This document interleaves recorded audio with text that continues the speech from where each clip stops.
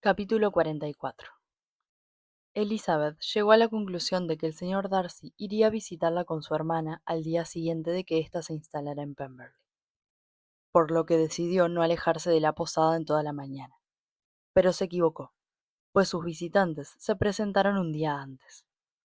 Elizabeth y los Gardiner habían estado paseando por los alrededores con algunos de sus nuevos amigos, y acababan de regresar a la posada para vestirse y cenar con la misma familia, cuando el ruido de un carruaje les llevó a mirar por la ventana, y vieron a una dama y a un caballero en un cabriolé que subía por la calle. Elizabeth, que reconoció enseguida la librea del cochero, adivinó lo que significaba, y dejó no poco sorprendidos a sus tíos al explicarles el honor que iban a dispensarle. Los señores Gardiner se quedaron perplejos, y la turbación de Elizabeth mientras hablaba, unida a la situación en sí y a muchas de las circunstancias del día anterior, les hicieron ver el asunto desde una nueva perspectiva. Nada lo había sugerido antes, pero en aquel momento comprendieron que lo único que podía justificar tantas atenciones era el interés del señor Darcy por su sobrina. Mientras aquella idea daba vueltas en su cabeza, la agitación de Elizabeth era cada vez mayor.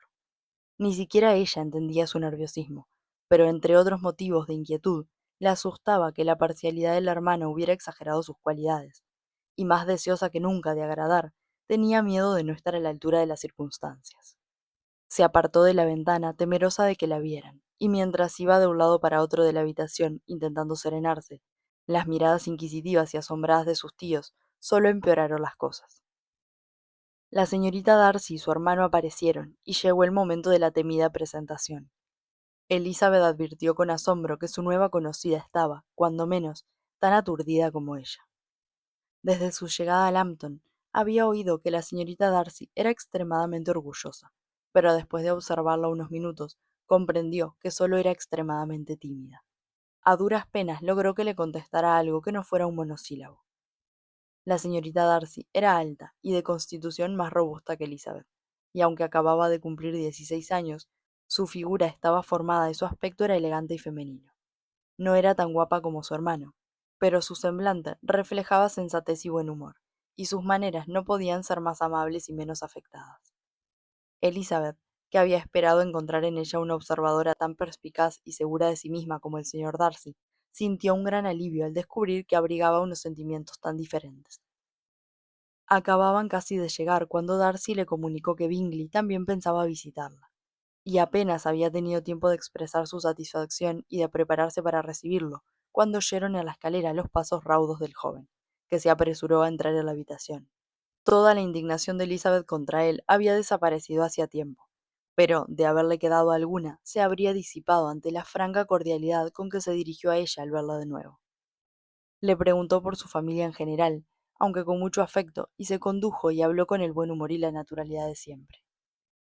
Aquel personaje suscitó casi el mismo interés en los señores Gardiner que en su sobrina. Hacía mucho tiempo que deseaban verlo. A decir verdad, todos los presentes excitaban su curiosidad.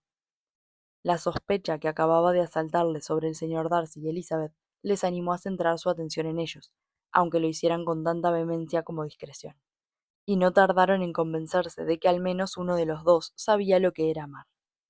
Sobre los sentimientos de la dama siguieron albergando dudas, pero era evidente que el caballero no cabía en sí de admiración. Elizabeth, por su parte, tenía mucho que hacer. Quería averiguar lo que pensaba cada uno de sus visitantes, recuperar la presencia de ánimo y agradar a todos. Y era en este último propósito, el que más le preocupaba, donde más asegurado tenía el éxito, pues aquellos a quienes intentaba complacer estaban predispuestos en su favor. Bingley se sentía inclinado, Georgiana deseosa y Darcy decidido a dejarse seducir por su simpatía. Al ver a Bingley, los pensamientos de Elizabeth volaron de forma natural hacia su hermana, y cuán ardientemente anheló saber si los del joven tenían el mismo destino. Alguna que otra vez creyó advertir que hablaba menos que en anteriores encuentros, y en un par de ocasiones acarició la idea de que, al mirarla, estuviera buscando un parecido. Pero, aunque aquello fuera imaginario, no podía engañarle su comportamiento con la señorita Darcy, considerada la rival de Jane. No observó nada en ninguno de los dos jóvenes que dejara traslucir un cariño especial. No sucedió nada entre ellos que pudiera justificar las esperanzas de la señorita Bingley. Enseguida se convenció y ocurrieron 2 o 3 cosas antes de que sus visitantes se marcharan, que, según interpretó, denotaban que el señor Bingley aún recordaba a Jane con cierta ternura, y que de haberse atrevido, habría dicho algo para hacer que hablaran de su hermana. Bingley le comentó, en un momento en que los demás conversaban, y en un tono que reflejaba verdadero pesar, que había pasado mucho tiempo desde que había tenido el placer de verla por última vez. Y antes de que Elizabeth pudiera contestar, agregó: «Más de 8 meses. No nos hemos visto desde el 26 de noviembre, cuando todos bailamos en Netherfield». A Elizabeth le encantó que el joven recordara la fecha con tanta exactitud, y más tarde, cuando no le oía a nadie, Bingley aprovechó la ocasión para preguntarle si todas sus hermanas se encontraban en Longbourn. No había nada de particular en la pregunta ni en su comentario anterior, pero tanto las miradas como los ademanes que los acompañaban fueron muy significativos. Elizabeth no tuvo demasiadas oportunidades de mirar al señor Darcy, pero siempre que lo hizo, percibió en su rostro una expresión complaciente, y en sus palabras un tono tan alejado de la altanería y del desdén, que llegó a la conclusión de que el cambio experimentado por sus modales, del que había sido testigo el día anterior, por muy pasajero que resultara, había sobrevivido al menos un día. Cuando veía cómo buscaba el trato y la buena opinión de personas con las que, apenas unos meses antes, le habría parecido deshonroso relacionarse, cuando lo veía tan atento, no solo con ella, sino también con los familiares a los que había despreciado sin ambajes, y recordaba la última escena que ambos habían vivido en la rectoría de Hunsford, la diferencia, el cambio, eran tan grandes y la impresionaban de tal modo, que tuvo que hacer lo imposible para disimular su asombro. Nunca, ni siquiera en compañía de sus queridos amigos de Netherfield, ni de sus altivos parientes de Rosings, lo había visto tan ansioso de agradar, tan poco prepotente o distante como en aquellos momentos, cuando el triunfo de sus esfuerzos carecía de importancia, y cuando el mero hecho de conocer a aquellos a quienes ahora dirigía sus atenciones habría concitado las burlas y la censura de las damas de Netherfield y de Rosings. Los visitantes se quedaron más de media hora, y cuando se levantaron para marcharse, el señor Darcy pidió a su hermana que se uniera a él para expresar su deseo de que los señores Gardiner y la señorita Bennet fueran a cenar a Pemberley antes de abandonar la región. La señorita Darcy, aunque con la falta de desenvoltura de quien no está acostumbrado a hacer invitaciones, accedió de buena gana. La señora Gardiner miró a su sobrina, ansiosa por saber si ella, a quien más concernía la invitación, prefería rechazarla, pero Elizabeth había vuelto la cabeza, imaginando sin embargo que aquel gesto evasivo se debía más a una turbación momentánea que al disgusto por la propuesta, y advirtiendo en su marido, muy sociable por naturaleza, una total disposición, la señora Gardiner se permitió aceptar la invitación, que se fijó para 2 días después. Bingley se mostró encantado ante la perspectiva de volver a ver a Elizabeth, pues tenía aún muchas cosas por contarle y muchas preguntas que hacerle sobre sus amigos de Hertfordshire. Ella lo interpretó como un deseo de oírla hablar de su hermana, y se alegró muchísimo, y por ese motivo, así como por otros, cuando los visitantes se marcharon, fue capaz de pensar en la última media hora con cierta satisfacción, aunque apenas hubiera disfrutado mientras transcurría. Impaciente por quedarse a solas y temerosa de las preguntas e indirectas de sus tíos, se quedó con ellos solo el tiempo necesario para saber que Bingley les había causado muy buena impresión, y luego se fue corriendo a vestirse. Pero no tenía por qué temer la curiosidad del señor y de la señora Gardiner.